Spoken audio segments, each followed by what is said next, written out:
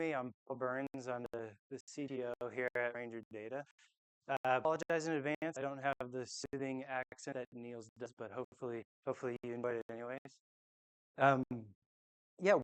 First off, who's RANGR? What do we do? We're a Foundry first consultancy, and so we get into the weed with our customers and help them in any way they need, whether that's strategic advising or we are their development team, or we're working alongside the development team and training them up and providing that guidance and building out use cases. And so uh, what I'm going to be presenting today is how we leverage Foundry.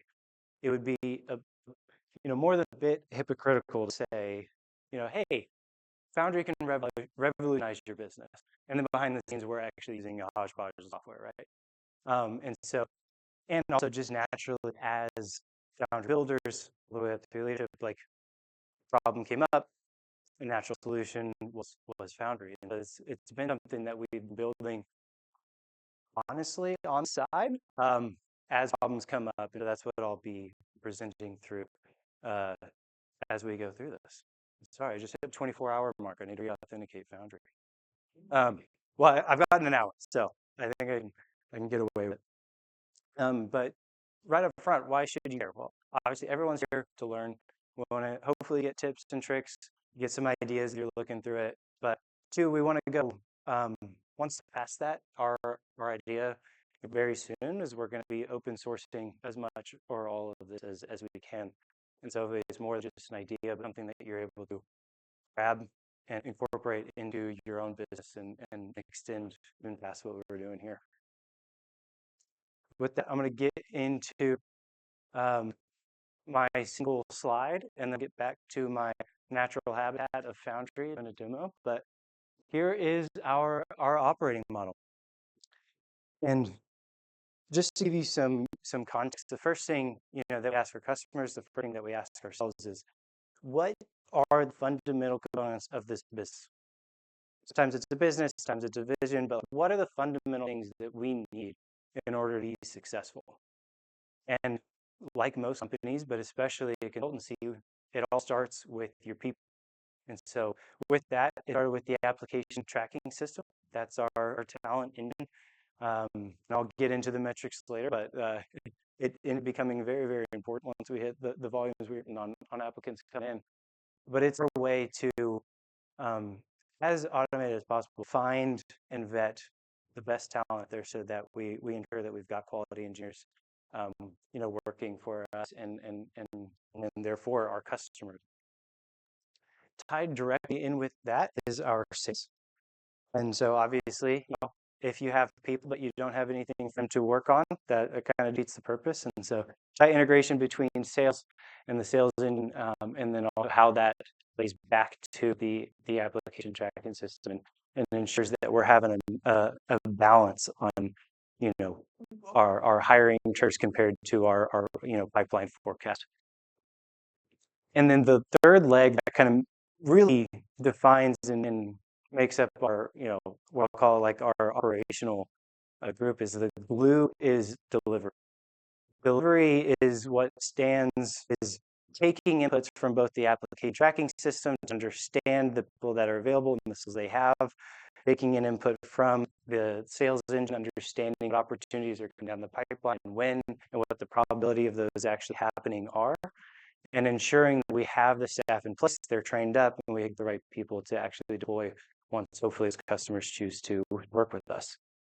And so if they do choose to work with us, the next thing is to execute against that and actually staff up, schedule our resources based on that skills-based matchmaking, and then ensure that over the lifetime of the project, it's remained healthy. And we do that a bit through project management and then a tailored suite of tools specific for production support, which because of the nuance of that work and how it's hourly, it took a different approach to how we manage that and make sure that we're providing the best support that we can. But that's it. It is our operating model. So with that, I'm going to hop straight into the demo. And you're not going to be able to read this. That's not the point. I'm going to be digging into each one of these pieces, but it's not a coincidence that this looks like the slide, right? As everybody hears, you're making a digital twin of your business. And so that is what this is. This is our ontology. It's a digital twin of those core components. It's made up of, the application tracking system over here, works its way through sales and delivery over to day-to-day delivery with that alerting structure on top. And where that really, the core principle behind it is we want to make sure that the people in our business are focusing on what actually matters. So kind of the philosophy throughout it was, how can we build tooling not that creates administrative burden, but allows people to focus on what actually matters, talking with clients, doing the development, digging in on specific problems. And then this engine will prompt them to say, hey, you don't need to remember all of these 10 things. We're going to alert you. Whenever there is a situation you need to be acutely aware of, you're going to get a notification to go and pay attention to that. So it offloads that memory overhead. Anyways, digging into the first one, I'm actually going to flip over and start with the metrics. Well, first off, here's the suite of applications I'm going to be walking through, but I've already got them pulled up. This is just a simple homepage to keep it all organized. But I was mentioning, the volume of our applications, and I had the 30,000 applicants number in my head, but now it's 31,000. That's probably over the last day, and it's accelerating quickly. If we look down over the past week, we have about 1,800 new applicants. And so I just wanted to quickly show the volume and why it's necessary to have have this system in place. Is that we need to be able to sift through that without spending hours and hours and hours of everybody's time. And so in doing so, we created our ATS ontology, which at its core is the application. And then spreading out from there, there's main, what job are they applying for? They get a test gorilla assessment, which is a typical technical assessment out there that's available. If they pass that, then they actually get embedded into our Foundry stack. And so it's a tight integration with Bamboo to get the applications, but then also Microsoft, where we provision them access and use the platform APIs to create a folder for them, put the sample data in there, provide them a guide, and say, hey, go build something, right? They need to know if they like Foundry. We also need to see that either they do have the experience they're stating, or they're able to learn quickly and adapt to Foundry. And what we found is actually, the best engineers are people who, there's not that many people who have the experience. And so you can find people through putting them through a practical assessment, you can find that talent. I want to switch over from there because that's really where, at that point, that's fully automated. The applicant has gotten to where they've actually built out a CRM in our instance, and they go into their candidate portal and they say, okay, I'm ready. It's time for a review. And at that point, that's where we have the, kind of human in the loop components, I would say, where, okay, now our engineers actually need to go and assess this candidate. And so at that point, it sends them over to here as soon as they submit for that. And then our folks are going in, and obviously I've stripped away names and everything else, including the folder name, including the folder name. So there's links to the folders, et cetera, to go and look at the application. Yeah. Yeah, Bo is a little bit nervous that it's like, wait, you're going to be showing the opportunities like the sales engine? Wait a second. Um, yeah, it's all demo stuff, of course, but it is in our production stack. So sorry to make people nervous. So they come in here and they actually, they pass or fail them based on that. Essentially, is there enough promise from what we're seeing in their application to have a live review? If yes, then they make it their way over to the Foundry review stage, and at that point they're scheduled for an interview with two of our engineers, where they go over their CRM live, talk about the why and the what of what they built, and then we purposely break something or we ask them to enhance something, and they have to do that live as well. And so didn't find anything out there that was, kind of a live coding, but for Foundry. And so we needed to build that ourselves. If they then get graded anonymously by those two engineers, And if they pass that hiring or that threshold, they're then sent over, automatically sent over to sign up for an interview with the associate hiring manager based on that job type. And lastly, that hiring manager, either, that's the end of the road. That's kind of the bad outcome of any of these, is that that's the end of the road. But if they make it past that, then they're in our talent pool at that point. So we understand, we can dig into this and see, we can look at their application, we can look at their test Gorilla scores, we can look at the scores that um, that our engineers provided, we can look at any notes about them. And so we just have a really good idea of who is available to make an offer to next, and who's the top talent. And so weaving all that in together, that's how delivery understands, through the forecast of the opportunities, and then what's available. Do we need to trigger some external recruiting because we're actually lagging behind? Do we have the bench available so that whenever, the right time comes, we can send out those offers and they can make those calls from there? And then even, actually send out the offer. And if they're offered and they accept, they become, an employee in our ontology. Following the same order as I was talking about on the overview slide, is up next is the sales and delivery, and I put those together just because they are very tightly woven together, and that's why I've even got this bridge here, where those are kind of the core concepts that are between these two elements. And so with sales, we have at the core we have the opportunities, and then we have the pipeline and the people who are the sales team.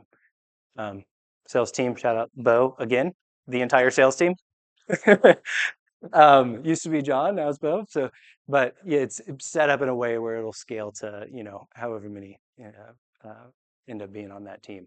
And so within those opportunities, they're able to manage them, um, have a weighted probability of, what stage are we at based on that? What's the probability of success?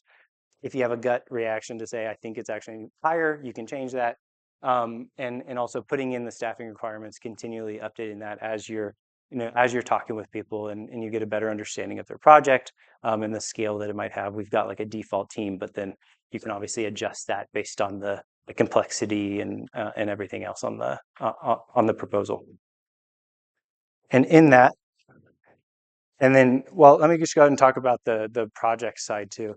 So that's where there's that tight coupling, where as the staffing requirements are defined in the opportunity, if we win them, that's where we need to execute against that. And so that staffing requirements ends up becoming, staffing assignments, where we actually need to do that skills-based matchmaking and actually assign that out. And so with that, I want to jump over to the managed opportunities real quickly, and just show, you can dig into the further details, but within these opportunities, we've got our different pipelines. In the background, there's obviously, administrative type modules and other elements that allow for, curating the experience for that salesperson. But we're able to see, what's their current probability, what's the product, when do we expect it to start, who is the organization. Again, this is all obviously fake. We don't actually work for ourselves, but we can go in and manage these opportunities, changing the stage, updating the probability. If we win the deal, maybe we need to get a LLM summary of all of our current opportunities, and then briefly talking about, okay, well, the alerting side, right? It's very easy if you're working on, if one person is working on multiple opportunities, and then you multiply that by a team of people working on hundreds of opportunities, to forget some of the human elements. And that's where we have the alerting. This is one of the places where the alerting gets plugged in. And so company C, there's an opportunity with probability greater than 0 without staffing requirements, right? Oh, well, we're saying we're going to win something, but we're saying it's not going to take any people. That's obviously incorrect. We need to go in and plug that in so that our hiring forecasts are correct. Opportunity dates need updating. If we look back at company C, it's saying that it's going to start, in the past. Again, obviously not true. We should move that out. We need to make sure that, the components that are naturally human-based continue to be updated without leaving it up to the memory of any given individual. Heading over into staffing. This is where, at first it was fine to be in Excel. We knew our staffing requirements. We were kind of, placing the people as we go. Very quickly, it got to be way too complicated. I wish I could show you what this looks like for real with the volume of clients and assignments that we have and employees that we have to assign them to. But we ended up building this out to where for active projects, you can come in here, you assign them, you can obviously unassign them, update any assignment details. Maybe, hey, we thought it was going to take this much, but we're going to provide some surge support, and so we're going to assign another person on top of that requirement. Maybe we need to, and then just some helpful links over here to head over to the project opportunity, et cetera. This also helps with really a visual way of confirming our hiring forecast, is that we can see, well, hey, I really don't want to hire unless we have at least a 50% probability of winning this. And so we can play around with looking at the assignments as if those opportunities were converted into projects, and start putting in placeholders. We can already go ahead and soft assign. If it's a renewal, typically we'll want to keep the same team, things of that nature. So it's just a really useful planning tool for our delivery heads to work with. And then lastly, on the project side, is that we need to then manage the health of the projects as throughout the lifetime of the active project. And so having that overarching view of, what projects are healthy, what projects need, may need attention, and just being able to dig into that using this project health module very quickly, being able to see what are the requirements, what are the staff requirements and assignments, who's working on them, what's our current status. Let me go over and look at the project management plan, which I'm going to show here briefly, and basically gives a way to focus the attention, of the delivery head. Farzad, if you're in here, wherever you are, Farzad. Yes, that is really our, as far as like operations oversight, that makes up the core modules that we use. And then what's left from there is our day-to-day delivery, right?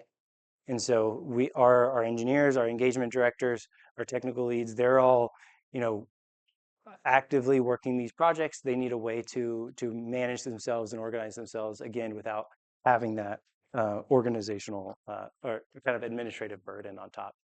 And so, if we're embedding with the client's program management, we'll use that. But otherwise, we're going to be using our own suite of project management tools over here. Think Jira, think Asana, think Hive.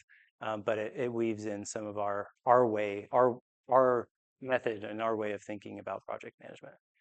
And then specifically for prod support, because they are hourly contracts, we have a unique set of objects there to manage that, where if you've gone into the support side of Foundry, what we set up is we're a support group, a support type, so that on their application, in their instance, they're able to make requests to us, and then our team basically assesses that and triages it, does timeline assumptions, and gets it matched up to the person who has a history of being able to tackle that type of task, basically categorizes it and assigns it out. So that's what becomes a work engagement, and then that transfers over into our project management tooling where it actually gets executed on. Last up, I've got a couple minutes here. I just want to show an example of the project management plan, where we have the different ticketing levels of features, tasks, and subtasks. Again, it's kind of standard stuff that you would get from Jira or others, but because it weaves into the rest of our ontology, it's going to enable us in some of our future like digital twin efforts, that I'll be speaking to in a moment. And it also is context to say when something is healthy or when something is unhealthy. Let me have a conversation about that project, and this provides that additional context. and those risks get surfaced up to there as well to be handled by the appropriate person. And so you'd be able to come in here and do all of the typical work that you would do, which is, mark things as in review, change the status, change the priority level, change the time assumptions on how long you expect it to take, change ownership, adjust the feature ordering of the tasks, et cetera. And lastly, second to last, I was talking about the production support. And so like I was saying, these are our hourly contracts. So we use time series based on we also didn't show it, but we have like the ability throughout all of this at a task level and at a project level to submit time and what you've worked on, so that we, basically have an audit trail and have proof of the hours that we're doing. And we, we're not just saying we're doing work, but we can show you exactly what work contributed to the hours that is on that invoice. And so this keeps track of that. For example, showing as red here because, hey, it's the middle of October and we've hit our hourly limit for the month. And so we need to be careful about that. Moving on quickly over to alerts. I don't know if anyone's used Foundry rules, but that's what we're using as the alerting engine, where we can set up any of these and assign proper ownership so that, again, we're offloading the memory of our employees and being able to just notify them of things that they need to be acutely aware of at the time that they need to be aware of it. And so with that it really wraps it up. And what I'm really excited about is that like I said at the beginning, it was kind of a side project that just evolved as we ran into problems. But the future vision, of course, is to open source it. And then what we want to do on top of that is really we need to, we have people processes in place right now that we need to, instantiate as tooling so that as we scale the sales team past one person, as we scale up, we're able to have that as a natural thing that somebody gets embedded into instead of having to learn each of these components and kind of trust that the learning is there, but rather it's natural. You get in, you start getting notified of things you need to pay attention to. You have that additional context. The tooling is easy, and we remove the need for for example, Andrew, whenever, hey, we're at this point of the project, okay, we need to actually upload that SOW, or anything like that. And then lastly, I think what Dory and Connor over at CodeStrap are doing is going to make its way over into our work here as well. And we have all of this context. So we need to be able to have, and we have some of this already, but we need to be able to have a conversation with a project. We need to be able to have a conversation with an opportunity. We need to be able to have a conversation about the finances. And so because all of this is interwoven, it will be very natural to not just have a conversation and get information back, but have a conversation and that implements the actions that we've set up to define all of these processes. And so that's a bit of what we're going to be aiming to do now that we have the chance to really dig in and mature this product. But that's the end of my presentation, and y'all can ask questions or we can all just go to lunch.